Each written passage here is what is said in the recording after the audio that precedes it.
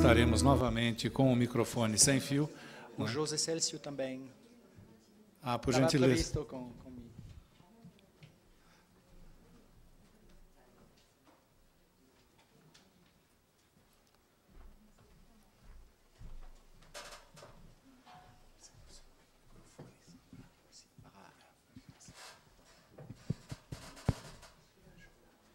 Gostaria, então, de consultar se há interessados na formulação de questões, de discussões a respeito deste material que foi nos trabalhos realizados agora no período da tarde. Eu estaria levando o microfone para que a pergunta fosse formulada a partir do local de onde o interessado está.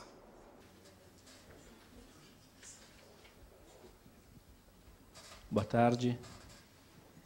Meu nome é Roberto Bedricou, sou responsável de Relações Internacionais da Fundação de Rotarianos de São Paulo. Foram muitos assuntos, todos muito interessantes. Eu vou escolher apenas um deles e uma pergunta que eu gostaria de fazer. O professor Charles Mumuni mencionou a questão de revistas, que teríamos que ter pelo menos uma revista. E eu acho que, efetivamente, muitos alunos no Brasil têm dificuldade de ter acesso, às vezes, a uma publicação francesa, por exemplo, uma publicação do Quebec e assim por diante. Não é necessariamente apenas um problema de acesso linguístico, acesso ao material mesmo. Eu acho que tem um grande trabalho a ser feito também para disponibilizar isso. Nós temos que trabalhar para que o aluno interessado possa ter acesso. Se nós formos ver o que os alunos, hoje, os pesquisadores brasileiros, eu vou falar da minha área, que é a área jurídica, por exemplo, se eu comparar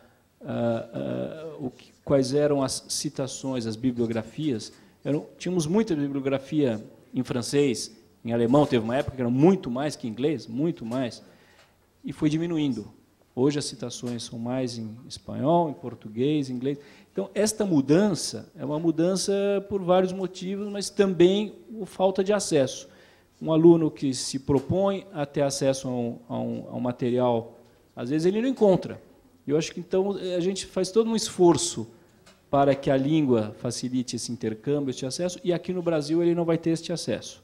Então, eu acho que talvez algo para trabalhar, a ideia de ter uma revista, uma publicação, nós temos muitas publicações no Brasil, como tem em outros países, mesmo as publicações daqui deveriam poder ser acessíveis em outros países. Eu estive agora, no fim do ano, acompanhando alguns trabalhos de conclusão de alunos das nossas faculdades e achei trabalhos muito interessantes e, como acontece muito, não só nas nossas instituições, mas em várias, eles acabam nas estantes. São trabalhos dificilmente são publicados, então, mas são coisas interessantes. Se a gente sentar, eu passei uma tarde, uma noite acompanhando as apresentações, muito interessantes, mas a gente não tem acesso. Eu acho que é um trabalho importante para ser feito. Queria saber se poderíamos imaginar uma ação internacional através da AUF. Oui, c'est effectivement central, fondamental. Je crois que on a beaucoup parlé des langues aujourd'hui, mais en fait, les langues n'existent pas. Seuls les locuteurs existent, les gens qui parlent des langues, et les auditeurs, bien entendu, les interlocuteurs. De ce point de vue-là, quand on dit que la langue anglaise est la langue qui véhicule le plus d'informations scientifiques, c'est vrai et c'est faux. Ce n'est pas la langue anglaise qui les véhicule, c'est la concentration des moyens de diffusion dans des revues internationales de langue anglaise. Si on fait l'expérience demain d'une revue de philosophie ou de mathématiques roumaine, publiée en Roumanie, en langue roumaine, qui passerait directement en anglais, cela n'apporterait strictement rien à la reconnaissance de ceux qui écrivent dedans. Ce n'est pas la langue, c'est le pouvoir puissant, c'est la puissance à la fois structurelle, économique, des grands médias scientifiques qui existent dans le monde. On a entendu, Charles nous proposait dans la stratégie d'essayer de construire des outils équivalents à Nature ou Science, mais il faut savoir que ces outils sont des outils privés, ce sont des entreprises qui existent depuis l'une et l'autre le 19e siècle et le début du 20e siècle.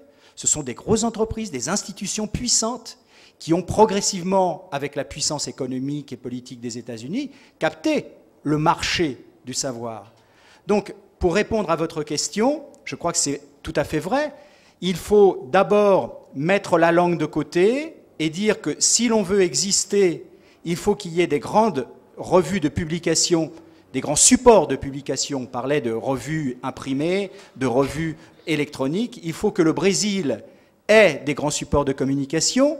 Mais la question qui se pose aujourd'hui, c'est de savoir si, d'une part, le Brésil a les moyens seuls d'avoir les grands supports de communication qui seront reconnus, ou si pour le faire, il doit tout de suite s'allier avec d'autres puissances potentielles. Et c'est la proposition que nous faisons en francophonie à la lusophonie, à l'hispanophonie, qui n'existe pas en tant que phonie au sens francophonie du terme, mais qui existe en tant que phonie au sens linguistique du terme, de communication, c'est de construire à la fois des index de citation qui nous permettraient de nous retrouver tous ensemble, sans exclure les autres langues, mais dont les lieux de diffusion seraient maîtrisés à l'intérieur de notre espace. Parce qu'aujourd'hui, les grands organes de diffusion se trouvent aux États-Unis principalement, un petit peu en Grande-Bretagne, mais pas plus en Australie qu'en Nouvelle-Zélande, et encore moins au Nigeria. Ce n'est donc pas la langue qui est le véritable support, c'est effectivement une architecture économique, stratégique, avec une volonté politique forte. Je crois que ce qu'on a vu tout à l'heure, pour aller un petit peu plus loin, et après José aura un exemple à donner pour le Brésil, je crois que quand les consuls généraux ont parlé ce midi, c'était très intéressant, parce que quand on compare la situation avec il y a quelques années, il me semble aujourd'hui qu'au moins à São Paulo, il y a une grande volonté politique de la francophonie de s'unir pour faire quelque chose. Et de ne pas s'unir toute seule, mais nous faisons un appel à la communauté scientifique des pays lusophones et des pays hispanophones de la région, pour qu'ils aient bien entendu leur indépendance. Il ne s'agit pas de prendre une part. Mais s'il y a des projets, et il y en a des projets à la fois dans les pays, on a parlé du projet de la FAPES, j'ai parlé du Latin Index, s'il y a des volontés de projets qui concernent à la fois des recensements de publications et des publications, il faut tout de suite penser à leur internationalisation, et leur internationalisation, elle ne peut pas partir seulement du Brésil, seulement de l'Argentine, ou seulement de la France, ou même de la francophonie. La francophonie ne pourra rien faire toute seule. C'est pour ça qu'elle fait un appel, pour qu'on puisse tous exister ensemble, avoir une part de marché. Em relação ao acesso às publicações, eu acho que o Brasil tem um exemplo a ser dado, que é o portal de periódicos da CAPES, que eu acho que é algo, a meu conhecimento, inédito no mundo. A comunidade universitária tem acesso a 90% dos jornais, talvez no maior, 90%, 95% dos jornais de maior acesso no mundo. Uma tarefa que talvez nos caiba ser fazer com que, do portal de periódicos da CAPES, participem outros meios de comunicação. É majoritariamente em língua inglesa os documentos que estão, os jornais aos quais tem acesso nesse portal. Aí vai muito, talvez o professor Jaime comentou hoje pela manhã, a questão dos índices. No Brasil, existe a questão dos índices, os números de publicações, sensivelmente, os periódicos de língua inglesa são aqueles periódicos que têm um maior reconhecimento, por exemplo, quando você vai fazer o seu data CAPES. Então, eu acho que é uma série de coisas. Talvez a relevância de periódicos em outras línguas sendo exposta, e esses periódicos fazendo parte, por exemplo, do data CAPES, o acesso que você reclamava, ele pode ser atingido e as informações melhor difundidas.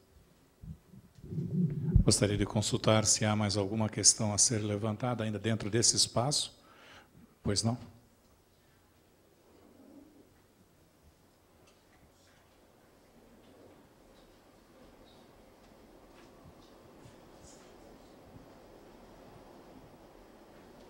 Alô. Eu tenho uma questão para o Thierry Valentin. Eu queria agradecer, primeiro, o relato sobre o Minerva, eu não conhecia, né? E eu queria duas precisões e aí uma questão, né? Primeiro, eu queria entender se esse ensinar nas outras línguas quer dizer o professor catalão estar lá ensinando os franceses, ou se o próprio professor francês ensinou numa outra língua. Se vocês tiveram essa experiência, né, que eu acho que muda um pouco, né, o impacto porque não é só o aluno francês tendo que aprender na outra língua, mas o professor, né? E a minha pergunta, eu faço essa pergunta porque eu entendo que, se o Erasmus, de uma forma geral, chegou num certo limite, o Erasmus Mundus é uma novidade que tem contribuído para a expansão da francofonia, de uma certa forma, né? E se você não acha que o Erasmus Mundus, ou esses mestrados e doutorados que estão sendo construídos com dupla, tripla e multidiplomação e aulas nos mais variados, nas mais variadas universidades no mundo todo, não só na Europa, se não é uma continuação, ou se ele não tem uma relação muito direta com essa experiência do Minerva.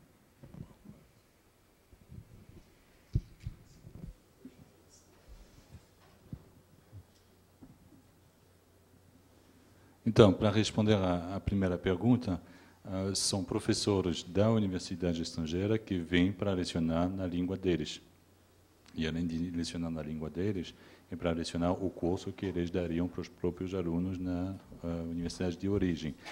Sabendo que o ideal era de ter um processo de reciprocidade, com tantos professores franceses indo na mesma universidade para lecionar em francês, e as duas turmas de professor acabando se conhecendo nesse processo e acabando ideando também outros tipos de programas de cooperação, tipo de pesquisa, né?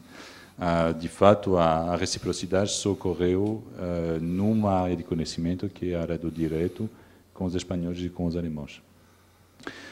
Sobre Erasmus Mundus, obviamente, o programa Minerva é apenas um programa experimental pequeno, ele não tem paternidade nenhuma nos grandes programas da União Europeia.